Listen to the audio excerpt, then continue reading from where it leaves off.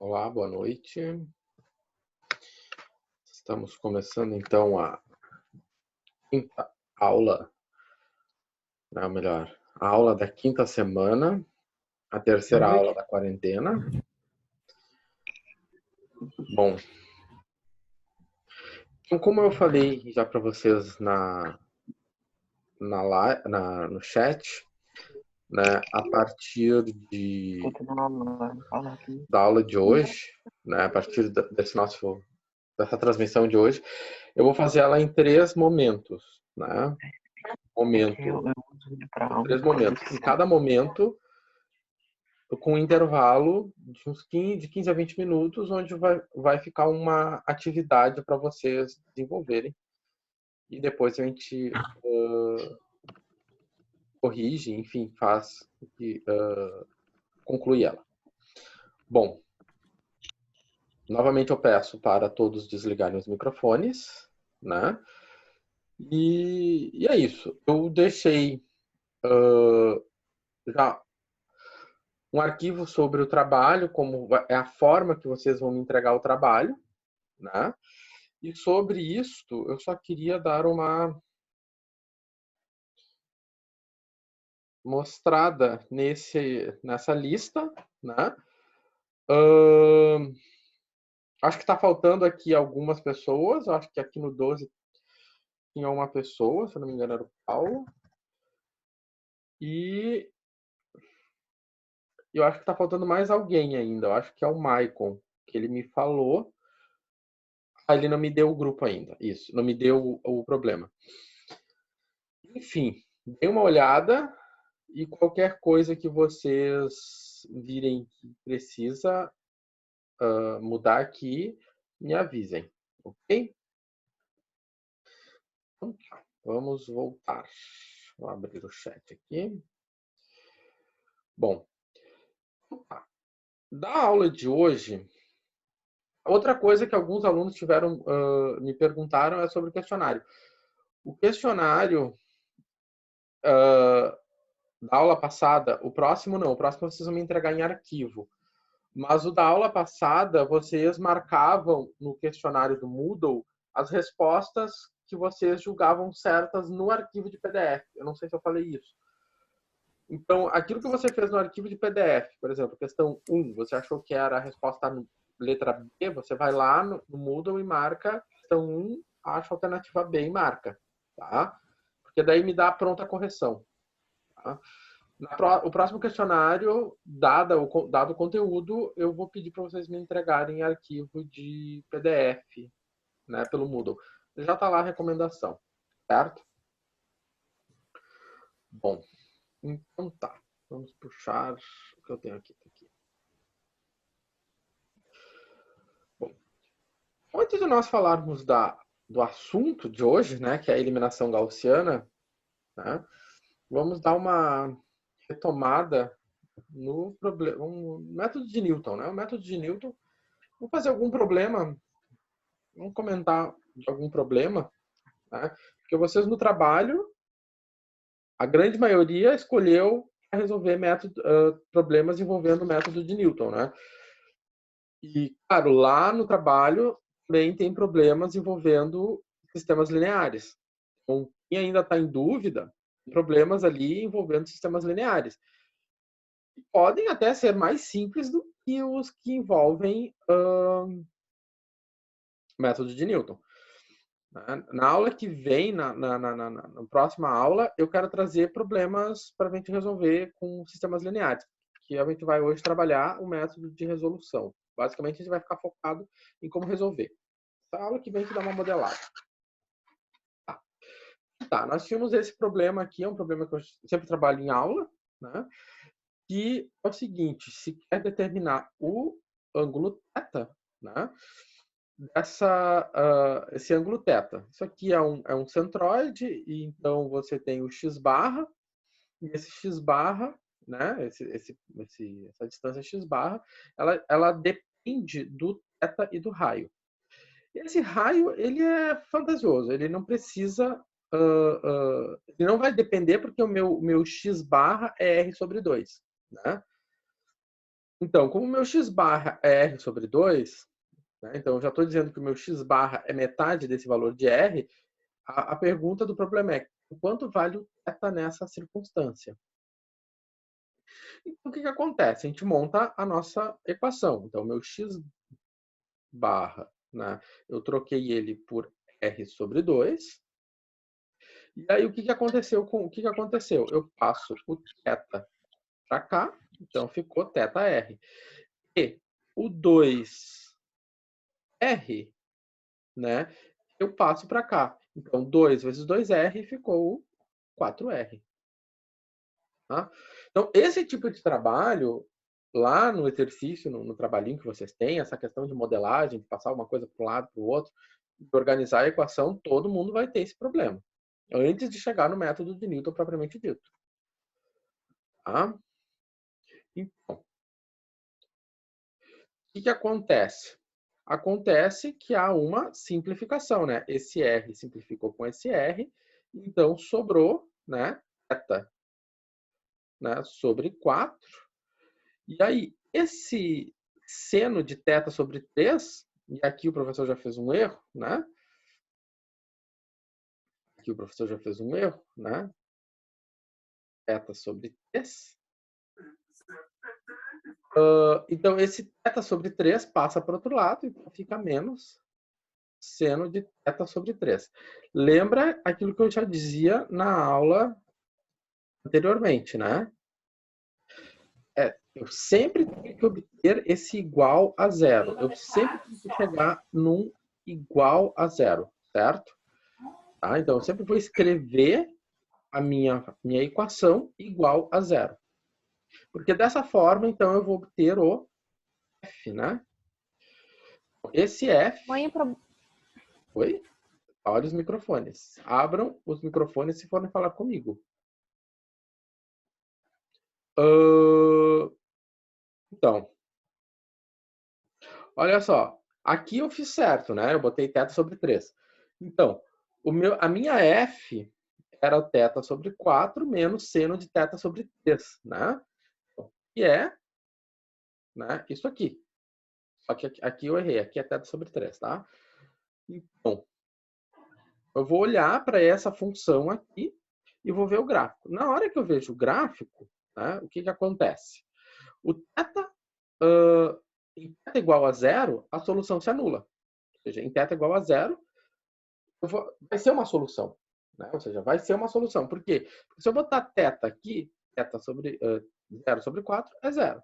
Seno de zero é zero. Então, o zero é uma solução. Mas essa é uma solução que não nos interessa. A outra solução é a que fica entre 3,5 e 4, né? E 4,5. Essa é uma outra solução. Tá? Por que alguém deve se perguntar por que o zero não nos interessa? O zero não interessa na solução do problema porque eu estou fazendo uma abertura. Eu quero uma abertura. E como θ é um ângulo, ângulo igual a zero não vai interessar a gente, né?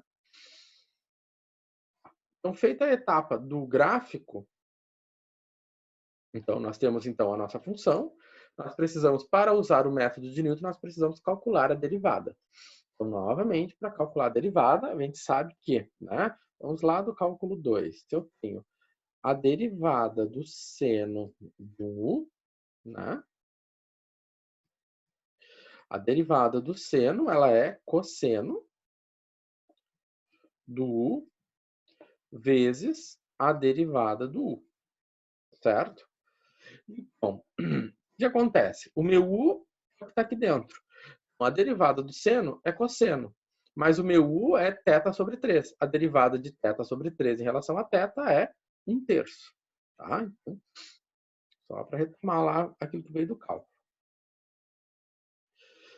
E, então, aplicando o método de Newton, né? O que é o método de Newton? O método de Newton é essa fórmula recursiva, né? Essa fórmula recursiva que a gente já viu semana passada. E aí está tudo isso programado nessa tabelinha aqui. Tá? Vamos ver. Aqui. Então, onde é que entra o método de Newton?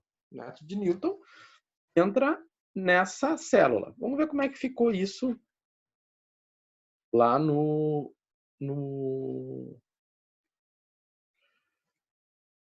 Como ficou isso? Então, se a gente abrir aquele link, né, nós vamos ir para essa tabela aqui, né? Essa tabela aqui, vocês já têm lá.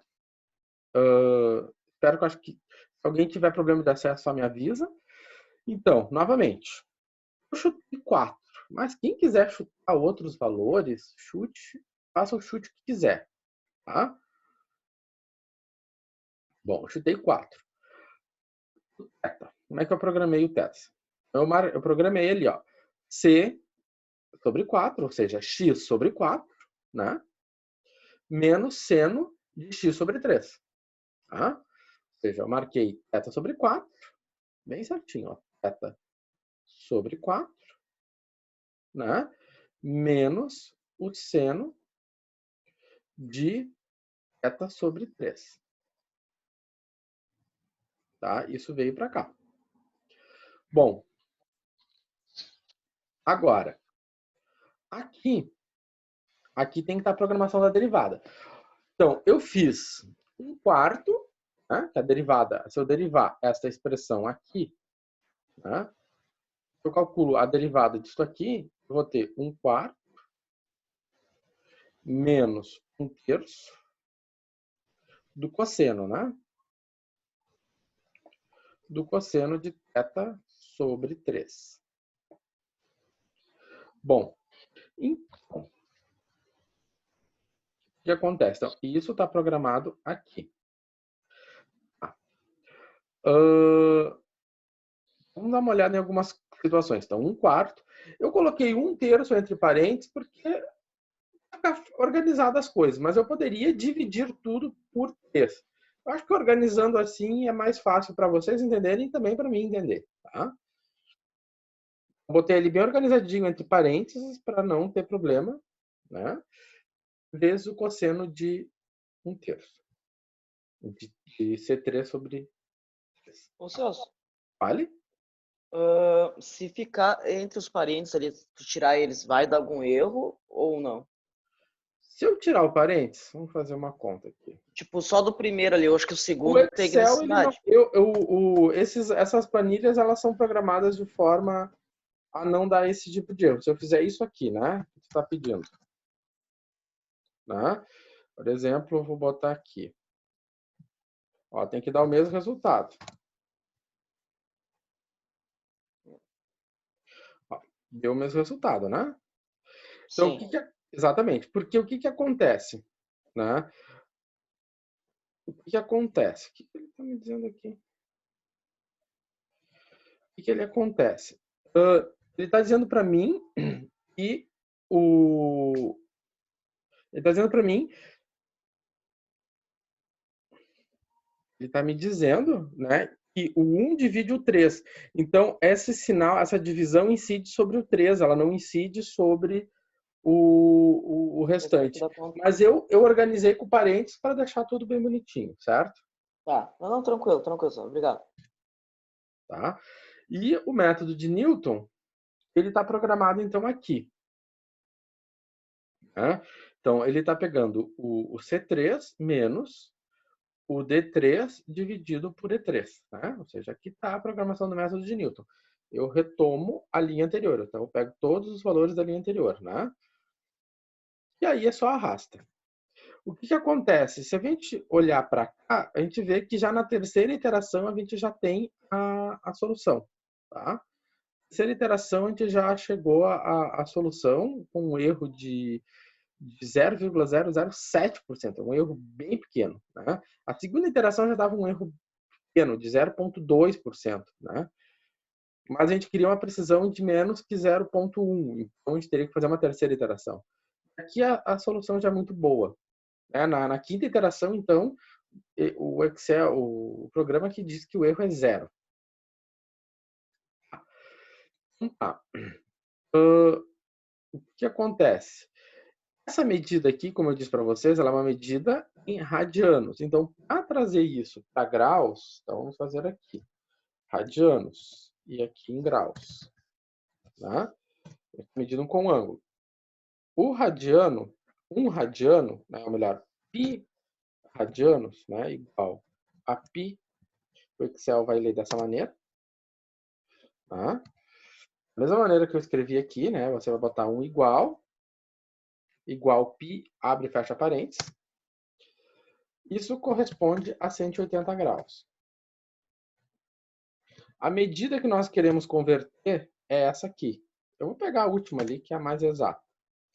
Então, quantos graus isso vai corresponder? Vai corresponder a este valor vezes 180 dividido por π. Fiz a regra de 3, né? Isso corresponde a 219 graus, certo? Então, esse valor de 3,8, ele está em radianos, ou seja, é 3,82 radianos, que corresponde a 289 graus, certo? Então, como eu fiz essa conversão, a clássica regra de 3, né? Ou seja, o π radianos corresponde a 180 graus, o valor que nós queremos, então, o que ele faz? Eu faço este valor, né? Vamos pegar aqui a canetinha. Este valor vezes o 180, né? Dividido pelo π, né? A regra de 3. Certo? Essa tabelinha já está lá. Acabei de editar, o que tinha que editar também já deve estar salvo. E vamos indo adiante. Acho que é um problema simples, não tem muita dificuldade. Tá. Vamos puxar a apresentação. Vamos para a aula de hoje.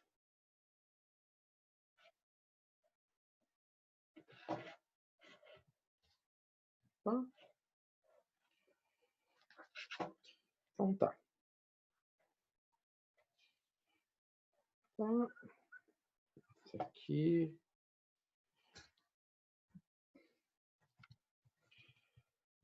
O PowerPoint e seus bugs. Vamos lá. Então, não é isso que eu quero.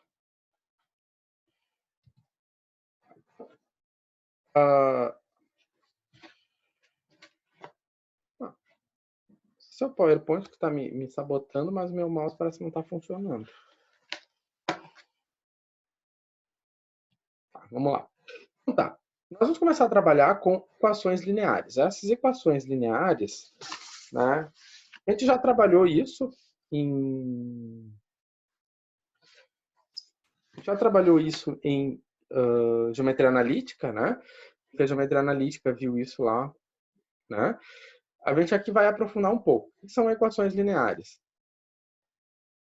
Né? As equações lineares, elas são equações que são escritas nesse formato. Que formato é esse? A gente está vendo um somatório. Ou seja, por exemplo, aqui eu tenho um somatório, onde eu tenho uma constante e uma incógnita, certo? Igual a uma constante. Então, eu acho que é mais fácil eu falar o que não é linear do que é linear. Por exemplo, o que não é linear é, por exemplo, se eu tivesse 2x mais 5xy igual a 1. Isso não é linear, porque eu tenho x vezes y. X vezes y não é linear. Ou seja, eu não posso escrever nesse formato de soma, tá? Porque aqui nesse formato de soma eu tenho constante vezes incógnita. Aqui eu tenho duas incógnitas sendo multiplicadas. Ou 2x ao quadrado mais 5x mais y. Isso aqui também não é linear, certo? Isso aqui não é linear. Por quê? Porque eu tenho a ao quadrado. Se eu botar e na x, c no x, tudo é não linear. Então, isso aqui não é linear. É não linear, certo? Não linear. Isso aqui é o clássico exemplo linear. Ou seja, eu tenho número vezes variável. Número vezes variável. E variável simples, não está quadrado, não está cubo, não tem raiz, não tem nada. Certo? Como ali, 2x mais 5y menos e igual a 1. Simples. Tá? Por exemplo, o que a gente tem feito até agora, nada é linear. Nada. A equação que a gente resolveu anteriormente, ela era não linear, assim, ó, evidentemente não linear. Tá? Ó, dá para ver, nitidamente a gente não tem nenhuma linearidade, porque eu tenho um seno ainda, né? E o que é um sistema linear? Um sistema linear é um conjunto de equações lineares. Você tem várias equações lineares, né? E o que acontece? As incógnitas são as mesmas, certo? Então, o x1 é o mesmo x1 em todas. O x2 é o mesmo x2 em todas. A solução satisfaz todas as equações. Outra coisa que é importante a gente ressaltar, nós vamos trabalhar na disciplina com sistemas quadrados. O que é um sistema quadrado? O número de equações é igual ao número de incógnitas. Por exemplo, quantas equações nós temos aqui? Nós temos n equações. Quantas incógnitas nós temos? N incógnitas. Ou seja, o número de incógnitas é igual ao número de equações. Por que isso? Alguém pode pensar, mas isso é uma limitação. Em engenharia, não só em engenharia, mas em praticamente tudo, ninguém quer trabalhar com algo que não seja quadrado, né? Porque dá trabalho, tá? Trabalhar com... Sempre a gente vai querer achar, né, N equações e N incógnitas. Sempre, sempre, tá? Eu não vi nada até hoje, assim, que fuja disso. Tem um determinado ramo da física que é a turbulência que sai um pouco dessa linha. Uma outra parte lá da hidráulica, que é o teorema Pi, para unidades de medida, que ele também foge um pouco disso, mas lá tem que fugir disso. Enfim. O que acontece? Todo sistema linear ele tem uma grande sacada. Ele pode ser escrito na forma matricial. E essa é a grande vantagem dele. Isso a gente já viu lá em geometria analítica, álgebra linear. Não estou chegando numa olhada. Então, aqui eu tenho a minha matriz A, onde eu tenho a coluna do x1, a coluna do x2 e a coluna do xn. Né? Essa aqui é a nossa bendita matriz a matriz X e a matriz B. AX igual a B, né? A velha equação matricial que vocês viam lá em geometria, quem fez comigo, ou fez com o Juarez, ou fez com o Moisés, viu? AX igual a B.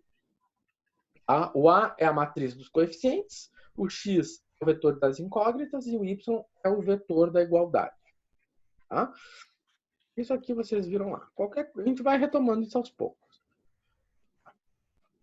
Bom, por exemplo, nós temos um sistema linear aqui, né?